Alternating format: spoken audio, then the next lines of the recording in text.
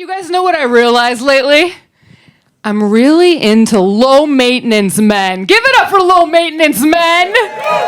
Like, ladies, think about it, okay? Think about it this way. Let's compare this to a car, okay? Why would you go for a Ferrari? They're high maintenance, everybody wants them, and there's a super high chance it's gonna get stolen from you, right? Me personally, you know what I like? I like an old-ass minivan with a ladder on the back. Nobody knows what the hell that ladder's for, am I right? But that shit turns me on. Yeah, you may have to slap the hood 3 times to get it going. Use some extra lube to turn that baby on. But it's safe.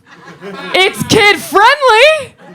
And if it gets stolen from you, you won't give a shit. I dated a high-maintenance dude once. It sucked. He took way longer to get ready than I did. It was torture, you guys. He was like tweezing his stupid eyebrows and shit.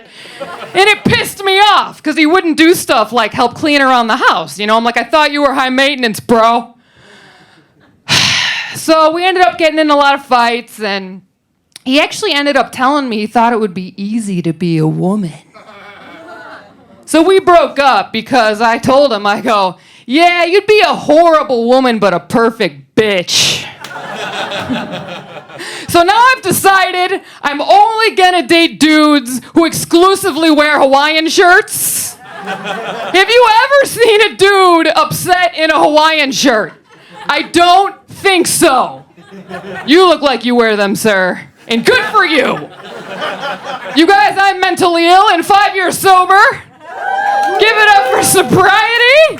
Woo! When I first moved to LA, I'm from Chicago, like 4 years ago. It's when I kind of got sober, 5 years in. And I swear, I'm not rich. All my friends were rich here that I met. And I'm like, oh, shit. My friend LaToya was like, yeah, my dad left me, like, a Maserati. He's leaving me a mansion. Like, what'd your dad leave you? I'm like, the DNA for alcoholism? I'm Irish with red hair, bitch. What do you expect from me? Okay, I got nothing. Did get a new therapist. Give it up for therapy, guys. My first session with the poor bastard was great. I don't think he even knew what he was getting into. He was asking me all these questions about my drinking. I didn't want to lie to him like I did to my other therapists, because you always feel like a piece of shit, when you're telling him.